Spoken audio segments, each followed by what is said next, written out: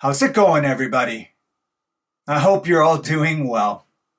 Okay, so in today's episode, I thought I'd try to say something about the Danish philosopher Kierkegaard and what he thought a passionate life or existence amounted to. I find what he has to say as topical and as important as ever. Okay, so let me just jump right into it. So Kierkegaard wrote about what he thought of as the decaying spirit of his age.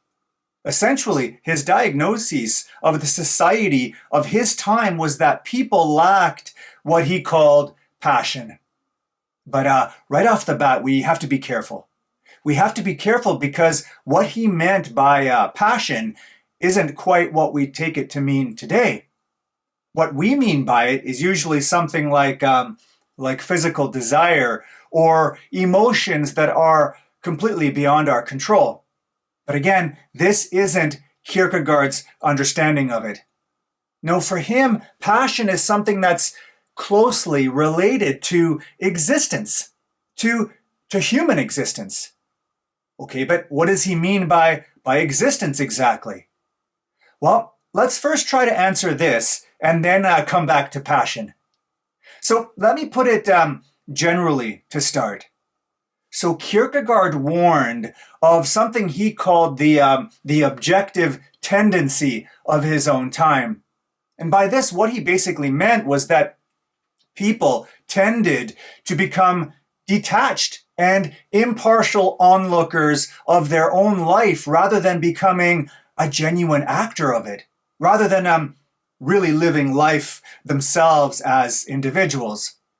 Or as Kierkegaard himself says, people become third person. This is what he means by objectivity. It's to live as an abstraction or as others do and not as a concrete individual with an inwardness and a subjectivity. But for Kierkegaard, it's precisely this that should be our central task in life, namely to develop our inherent subjectivity, to become an individual. Oh, and by the way, by subjectivity, I think Kierkegaard just means something like this. It's that whatever one thinks or does, it's distinctively the expression of a particular person or subject, and not the expression of and the concession to a larger, anonymous, objective public. Okay, but now, more precisely, what does he mean by existence? Well, as I've been intimating, Kierkegaard would say that we've completely forgotten how to exist, or at least that was the diagnosis of his own time. Now, that sounds weird, right? How can we forget how to exist? I mean, isn't it readily obvious that we do? Well, I think it's because existence here has a particular meaning, and I've already hinted at it. What Kierkegaard means by existence. Actually, you know what? Let me back up here a bit because it might be helpful. So normally we think of something existing as something passive, right? In other words, for something to exist is for it to just sit there, for it to just be. And what's more, we think of it as having some sort of immutable or predetermined essence. It is what it is, and that's all it is, and it is that way forever. Well, that's not how Kierkegaard understands it. Actually, he understands existence in a way that's more faithful to the etymology of the word exist. That's to say, to exist in Latin meant originally to emerge or to stand out from the background. So there was a dynamic or active quality to it. Well, it's in this more active sense that Kierkegaard understands existence. For him, to exist is to be in the process of becoming through the choice of the self. In other words, to exist is not to live passively and to allow oneself to be shaped by circumstances or to be absorbed into a system. No, rather, it's to make choices, to shape oneself, and so to take responsibility for one's existence. And ultimately, what all of this is to live authentically. It's the project of self-determination. It's to actively grab hold of one's existence by working on oneself and the sort of direction one wants to go in. Okay, well, so this brings me back to what I started talking about at the outset, namely passion.